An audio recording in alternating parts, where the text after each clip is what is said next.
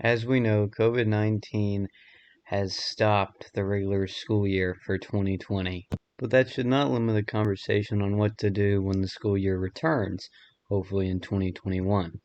You may ask yourself, what do you mean on what to do? We already know what we're doing. We do it every single year. Well, that's the problem. The education system is frankly just outdated and needs a rebrand. There has been an outcry for this for many years now, and it's called education reform. Education reform is simply just the goal of changing the public education system. From protests to charter schools and also George Bush's No Child Left Behind law, there has been acts to try and change it, but frankly, it really just hasn't worked out.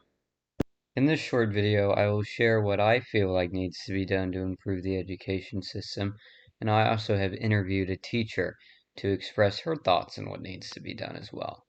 The biggest problem within education reform to the majority of people is diversity and how low income kids with low income families and not that many opportunities are not succeeding in school and how the education system is not doing anything to improve that.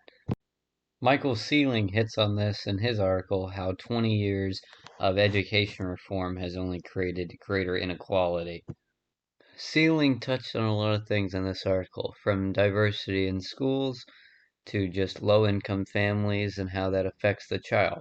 And that's one thing that I really got out of it, was that how a child in a low-income family comes to the classroom really stressed way more than the other children, and that's because of the at-home situation, not because of the school situation, and how we should treat those children a little differently than we would treat someone from a middle-class family. Not everyone is going to learn the same, and especially not everyone's going to learn the same when their situations are different. Michael took a break from the diversity talk for a little bit at the end, where he's talked strictly about how standardized testing is hurting students, and that's really where I want to expand that conversation on.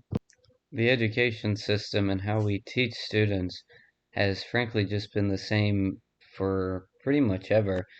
Granted, you had technology and you had a lot of things into it, but the simple sit down, lecture, take a test, get a grade has just been the same and nothing's really changed. As society is changing and how we introduce new technology, the education system is frankly just staying the same. To help me talk about this, I went out and interviewed a teacher who just so happens to be my mother. My name is Brenda Dysard. I have been teaching for 24 years. I currently teach third grade at Leadmine Elementary School in Raleigh, North Carolina. I jumped right in, and the first question I asked her was, through your 20 plus years of teaching, do you feel like you have been teaching the same material in the same way? Yes, I think I do teach the same thing in the past 24 years. Obviously, I teach different grade levels, but being that I've taught in third grade the longest, yes, the material hasn't changed. As you just heard, Mrs. Dysart feels like the material she's been teaching for the last 20 plus years hasn't changed, and that's the big problem. As we progress through time and through the years, everything else is changing from technology to the way businesses operate, and our education system is just not changing, and that's a huge problem. And it's not all the material that is being taught is bad. There is definitely a lot of needed topics that are taught in the classroom. It's more how it's. What I mean by this is in the workforce and while you're working with your coworkers, you're collaborating and doing group work. And although there is some group work in the educational system, there's a lot of sitting down and listening to the teacher and then taking notes. And you really don't do that as much when you move up in the ranks of the workforce. And that's something Miss Dysart touches on as well. I do think that there is a lot of good material in the curriculum. I just think the way that it is, we as teachers are asked to present it sometimes can be a little um, just tedious. It's not, the children need the opportunity to really have hands on experiences, create things, Um, it's better that they are able to understand and be able to explain things versus just being able to spit out answers, but really understand where those answers come from and the information behind it. So, giving the students more opportunities to engage with each other, to Michael Sealing brings this topic up in his article.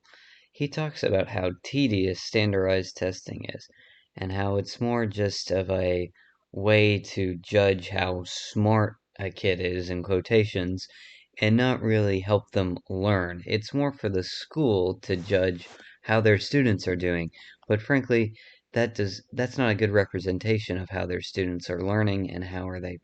I do I do believe testing is a good way of judging a student's knowledge of a course, but I do not believe a standardized test where you go have to sit down, be quiet for 30 minutes, write down your answer is a good way of judging if that child has. Miss Dysart hits on this topic a little more. I do think testing formative assessments are good, but I also believe that we can't rely on just a test to determine whether our students have real growth. I think that we can determine that in the classroom. There are plenty of teachers that teach towards the test versus teaching children the skills that help them take tests. But I think if they're getting the knowledge in the classroom, then they're going to do well. However, there are a lot of students that I have in the classroom that do great in school and are great leaders, but when they actually have to take a standardized bubble test, they're nervous, they don't do as well, they overthink it. So I think it's just one measure, and we can't put all our eggs in that basket. Miss Dysart talks about how every child is different. We should not judge them based on a certain standardized test and say, okay, this kid is not as smart as that kid because of this certain test. Every child is different. And it feels like to many students, the way the educational system is coming off is if you do not do well in school, then you're just not fit out for the real world. And that's frankly just not true. Uh, and the funny thing is, a lot of things that you're taught in school do not help you for the real world whatsoever. Failing a biology quiz, for example, has really, if you're not going to be a biology major, it has no effect on your life whatsoever. And that's a big problem in the educational system as well. We're not teaching kids how to be a family man or a woman. We're not teaching kids how to pay their taxes or collaborate with others. We're teaching them these certain things that have been taught for decades now. And that's what I would change about the educational system. I believe there's a lot of good material you are learning, but there's a lot of just filler material that is really not needed. I what I would recommend is maybe taking a lot of that out and putting a lot of more life material in. For example, instead of being forced to take 2 or 3 science classes in high school, maybe replace one of those with being forced to take a college preparation class or a foods class. I know for me personally, foods and the college preparation class were the most beneficial classes I took in high school, that prepared me for what I am doing now and where I am now. Just basing off the science example, I don't remember anything I took in science class in high school. I have no intentions of being a science major or anything.